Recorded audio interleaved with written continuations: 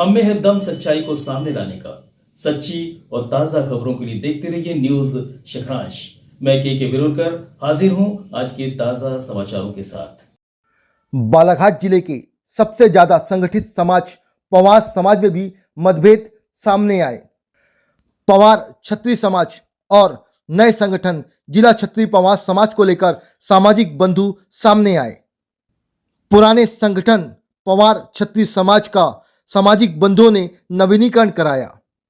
वर्ष 2004 से 2023 तक पवार क्षत्रिय समाज सिर्फ नाम का ही रहा, सरकारी कागजों में नहीं। पूरे पवार समाज पर सन 2004 से खिज्जू पादी रहे भारी। क्षत्रिय पवार समाज संगठन का ना तो ऑडिट हुआ और ना ही फर्म एवं रजिस्ट्रेशन कार्यालय में कोई भी कागजी कार्रवाई और ना ही जिले में दिखी कोई भी गतिविधियां। ये हमारा रजिस्ट्रेशन होता है 24/10/96। 2003 तक की कार्रवाई चली, सही हुई।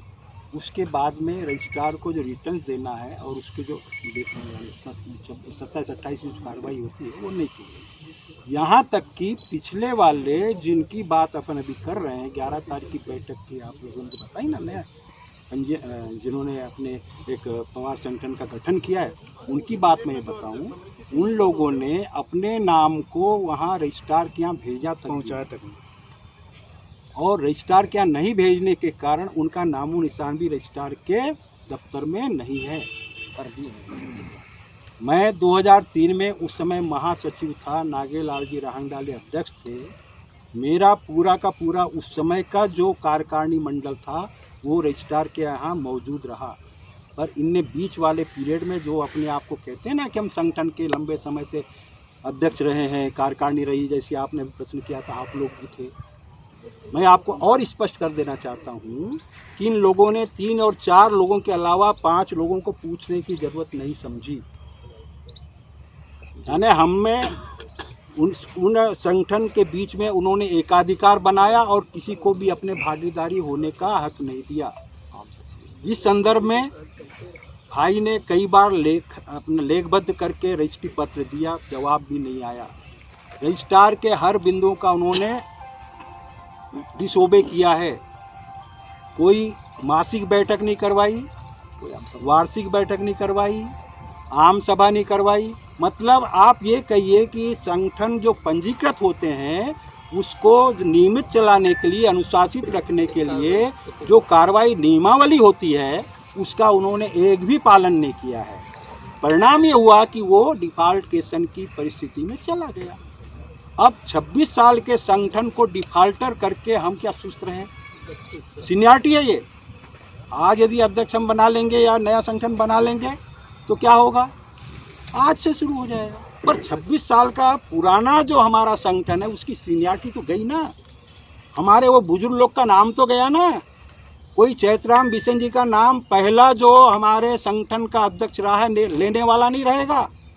दूसरे नंबर पे सुरेश तुरकर जी एडवोकेट, जो इतिहास को भी खत्म करना इनका उद्देश्य। यानी आज से हम नया इतिहास रचेंगे, ये प्लानिंग, ये कतई हमारा पवार समाज स्वीकार नहीं कर सकता था।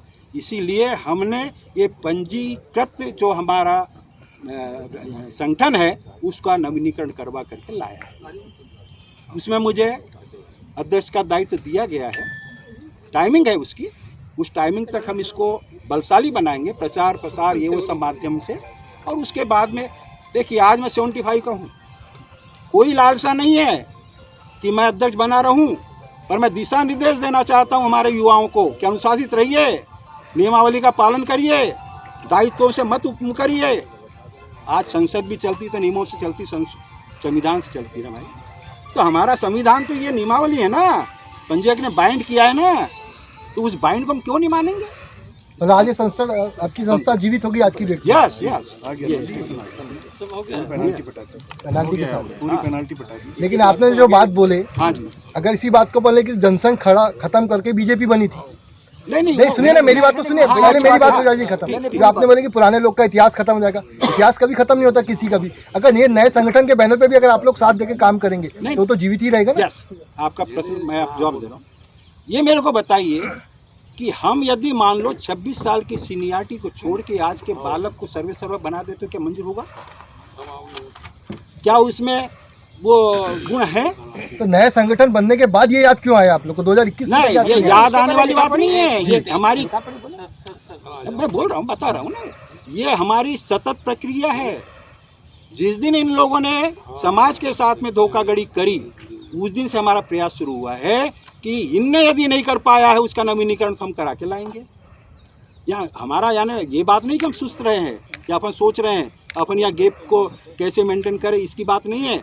पर जब हमको ये मालूम है, यदि उस दिन, मैं आपको एक बात और बताना चाहता हूँ कि 4/9 को एक जो पूरे जिले भर के हमारे सजाती बंधुओं की बैठक हुई थी, उसमें मुझे ही निर्वाचन अधिकारी 17 कमेटियों की 17 सदस्यों की बनाकर उसका अध्यक्ष घोषित किया गया था। 11 तारीख को यदि इनने उस दिन ये निर्वाचन की प्रक्रिया शुरू करी है, जिस संगठन की आप लोग हमारे से चर्चा कर रहे हैं, उस दिन यदि वो निर्वाचन अधिकारी को याद कर लेते तो मैं बाध्य हो जाता, क्योंकि निर्वाचन अधिकारी 4 तारीख को ही बन गया था। मैं बाध्य हो जाता कि उनके उस मुहिम पे सील लगा देता। सबसे पहले तो मैं अपने समाज के सभी वरिष्ठों का धन्यवाद देता हूं कि उन्होंने मुझ पर विश्वास जताते हुए हमारा संगठन जो है, हमारा जो बुजुर्गों का बना हुआ है, मैं इसमें थोड़ा सा और प्रकाश डालना चाहूँगा कि जब ये गठित हुआ और इसके जो पहले अध्यक्ष हैं वो रिश्ते मेरे दादा लगते हैं, और कहीं ना कहीं मेरी मतलब भावनात्मक जो भी लगाव है वो भी इस संगठन से है, पुराने संगठन से। और जब मेरे को सत्यता की जानकारी प्राप्त हुई 11 नवंबर के बाद में, और जब मुझे वरिष्ठों ने और मेरे समाज के बुजुर्गों ने बताया कि ऐसा किया गया है और जो हुआ है वो गलत हुआ है, और पुराने संगठन में ये लोग रहे, हमारे समाज के मजबूत आधार स्तंभ समाज संगठन के अध्यक्ष रहे हैं और हमें उसका नवीनीकरण करना है। हमने सभी युवाओं से बात करी और हमारे साथ काफ़ी लोग जुड़े और इस संगठन का रिन्यूअल होकर आया है। हमारे बुजुर्गों का ही प्रयास रहा और उन्हीं की मेहनत रही और उन्हीं का मार्गदर्शन रहा कि आज हमारा इतना पुराना संगठन फिर से पुनर्जीवित हो गया है। मैं किसी और संगठन पे उंगली नहीं उठाना चाहूँगा, पर मैं इतना कहना चाहूँगा कि भावनात्मक रूप से व्यक्तिगत मैं विशाल बिसेन, चूँकि मेरा ग्रहग्राम रेणेजरी है, स्वर्गीय CR बिसेन साहब मेरे पापा के काका लगते थे, मतलब मेरे दादा लगते रिश्ते में, और वो इस संगठन के सबसे पहले अध्यक्ष रहे, तो मेरी भावनात्मक भावना इस संगठन से जुड़ी है। मैं इस संगठन के साथ आज यहाँ मुझे प्रभारी नियुक्त किया गया सदस्यता का, मैं पूरी निष्ठा से उसको और काम करूँगा।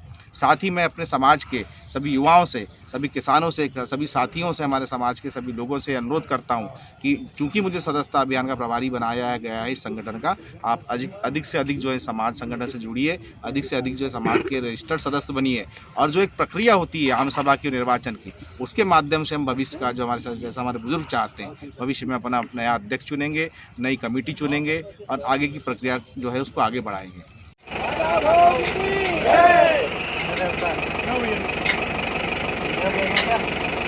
क्या कहना है कि कौन सी समिति सही है, कौन से पदाधिकारी सही हैं? देखिए, इसमें दोनों समिति सही हैं। अभी जो जिम्मेदारी नई संगठन ने लिया है उसका विधि का प्रकोष्ठ मुझे दिया गया है, और वो उसका जो पंजीयन है वो भी नए तरीके से है, जिसके अध्यक्ष सम्माननीय पूर्व विधायक ओमकार सिंह जी बिसेन हैं और महासचिव सम्माननीय श्री शेषराम जी रंगडाले हैं, और उन्हीं के नेतृत्व में पूरे संगठन का निर्माण किया गया है। और इस बात से समाज का कुछ जो तबका था उनका ये मानना था कि जो पुराना रजिस्ट्रेशन है, क्योंकि वो रद्द हो गया है और पुराना रजिस्ट्रेशन है और उस काफ़ी लंबे समय से उसमें भी पदाधिकारी जुड़े हुए थे जिसमें उनकी आस्था थी। ऐसी परिस्थिति में उन लोगों के द्वारा उस जो पुराना संगठन है उसको पुनः जीवित करके आज उन्होंने, आपके माध्यम से मुझे ये पता चला है कि पुराना जो हमारा रजिस्ट्रेशन था पवार समाज का है ना, उसको पुनर्जीवित करके आज समाज के सम्माननीय सभी गणमान्य लोगों के द्वारा राजा भोज के मूर्ति के सानिध्य में जाकर के और कोई प्रोग्राम को उन्होंने सुनिश्चित किया है। तो ये भी समाज का एक अंग है, उसमें भी सभी हमारे सामान्य सदस्य हैं, नए वाले में भी और पुराने वाले में भी। तो जहाँ तक पवार समाज का जहाँ तक सवाल है तो वो दो फाड़ नहीं है, दोनों ही संगठन एक हैं। और हमारे समाज में बड़े बड़े समाज के पदाधिकारी हैं, राजनीतिक गुरु हैं। यदि समाज में ऐसी कुछ भ्रम की स्थिति या वैचारिक मतभेद आते हैं तो बैठ के उनका भी निराकरण कर लिया जाएगा। भैया मेरे सवाल था, आप कानूनी सलाहकार हैं। 2009 के बाद से जी। उस समिति में ना धारा 27 की कार्रवाई हुई, ना धारा 28 की कार्रवाई हुई, जी तो ऐसे में वो समिति ऑलरेडी जो है वो खत्म हो जी। गई। तो उस समय जो अध्यक्ष या पदाधिकारी रहेंगे जी वो मतलब उनका क्या वैधानिक, मतलब उनका क्या, किस स्थिति में क्या अधिकार था जो उन्होंने मीटिंग बुलवाए और नए पदाधिकारी को चयन किए? नहीं, एक्चुअली में उनके द्वारा ऐसी कोई मीटिंग नहीं बुलाई गई थी। ये तो लंबे समय से जिला संगठन में कोई भी क्रियाकलाप नहीं हो रहे थे, इसलिए समाज के जो प्रबुद्ध वर्ग थे उन्होंने एक सभी लोगों के प्रयास से एक सभा का आयोजन किया गया और उसमें ओमकार सिंह जी बिसेन को उस समय भी ये बात आई थी कि जो पुराना संगठन है उसका रजिस्ट्रेशन समाप्त हो गया है, तो नया संगठन बनाकर उनने ओमकार सिंह जी बिसेन जो हैं उनको अध्यक्ष बनाया था।